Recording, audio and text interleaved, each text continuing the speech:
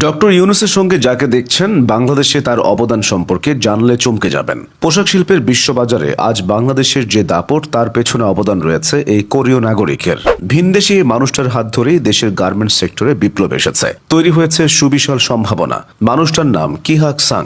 তিনি কোরিয়ার বিশ্বখ্যাত প্রতিষ্ঠান ইয়াং ওয়ান কর্পোরেশনের চেয়ারম্যান। বাংলাদেশের পোশাক শিল্প উদ্যোক্তাদের মধ্যে কিহাক সাং ছিলেন প্রথম বিদেশি বিনিয়োগকারী। নিজের ৭৮ বছর জীবনের অর্ধেকের বেশি তিনি বাংলাদেশের সঙ্গে কাটিয়েছেন।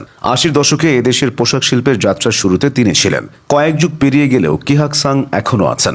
বাংলাদেশের শিল্প খাতের বিকাশ ও বিপুল জনগোষ্ঠীর কর্মসংস্থান এবং বৈদেশিক আয়ের অবদানের জন্য তাকে দেওয়া হয়েছে সম্মানসূচক নাগরিকত্ব বা অনারারি সিটিজেনশিপ। সাং বাংলাদেশের জন্য যা করেছেন, খুব কম বিদেশি বিনিয়োগকারী তা করেন। তিনি চট্টগ্রাম কেইপিজেডে ৭০,০০০-এর বেশি বাংলাদেশির কর্মসংস্থানের ব্যবস্থা করেছেন। এছাড়া তার ইয়াং ওয়ান কর্পোরেশনের সমস্ত উপার্জন সেখানে পুনর্বিনিয়োগ করেছেন। নিজের দূরদর্শী ব্যবসায়িক কৌশলের জন্য কিহাক সাংকে বলা হয় এশিয়ার পোশাক সাম্রাজ্যের মোগল। যুক্তরাষ্ট্র, কানাডা, ইউরোপ সহ বিশ্বের উন্নত বাজারগুলোতে বাংলাদেশের তৈরি সিনথেটিক ফেব্রিক্সের যে জ্যাকেটের বাজার বা চাহিদা তৈরি হয়েছে, সেটির পথ প্রদর্শক ছিলেন কিহাক সাং। তার কারখানাতেই প্রথম এই ধরনের জ্যাকেট তৈরির কাজ শুরু হয়। পরে কিহাক সাংয়ের কারখানায় জ্যাকেট তৈরির সঙ্গে যুক্ত বিভিন্ন পর্যায়ে কর্মকর্তাদের বেশি বেতনে চাকরি দিয়ে পোশাক খাতের বাংলাদেশি অন্য কোম্পানিগুলো জ্যাকেট তৈরি শুরু করে এবং বৈশ্বিক বাজারের বড় অংশ দখল করে নেয়। কোরিয়ান নাগরিক কিহাক সাংয়ের যাত্রাটা ছিল খুবই সাধারণ মানের। কোরিয়ায় তার বাবার ছিল কোল্ড স্টোরেজের ব্যবসা।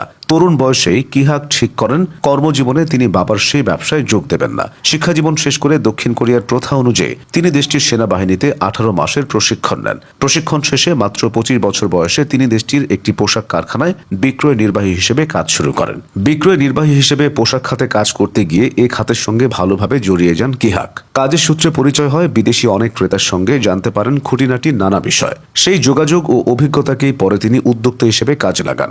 ৮০ দশকে বিশ্ববাজারে বাংলাদেশের তৈরি পোশাক শিল্প কোটামুক্ত সুবিধা পেত। এই সুবিধাকে কাজে লাগিয়ে বিশ্ববাজারে বাংলাদেশ থেকে তৈরি পোশাক রফতানির সুবিধা নিতে ১৯৮০ সালের মে মাসে বিনিয়োগের উদ্দেশ্যে বাংলাদেশে আসেন কিহাক সাং। এর আগে ১৯৭৯ সালেও তিনি কয়েক দফায় বাংলাদেশে এসেছিলেন। তবে এদেশে কারখানা করার উদ্দেশ্য নিয়ে আসেন ১৯৮০ সালে। বাংলাদেশি কয়েকজন অংশীদার নিয়ে প্রতিষ্ঠা করেন ইয়াং ওয়ান বাংলাদেশ লিমিটেড নামের কারখানা।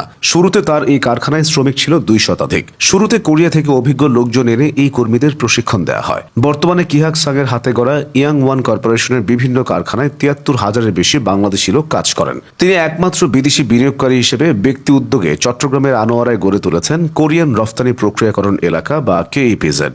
এই কেইপিজেডে ইয়াং ওয়ানেরই ৪৮টি কারখানা রয়েছে। এর বেশিরভাগ পোশাক খাতের কারখানা। পোশাকের বাইরে জুতা, ব্যাগ তৈরির কারখানাও রয়েছে সেখানে। কেইপিজেডের বাইরেও বেশ কিছু কারখানা রয়েছে ইয়াং ওয়ানের। এসব কারখানা মিলিয়ে ১,৫ লোকের কর্মসংস্থান। প্রায় ২৫০০ একর জমির উপর গড়ে তোলা কিহাক সাংয়ের এই শিল্প এলাকা যেন এক শিল্প সাম্রাজ্য হয়ে উঠেছে। কেইপিজেড এর সব কারখানা পরিবেশ বান্ধব ও আধুনিক সুযোগ সুবিধা সংবলিত।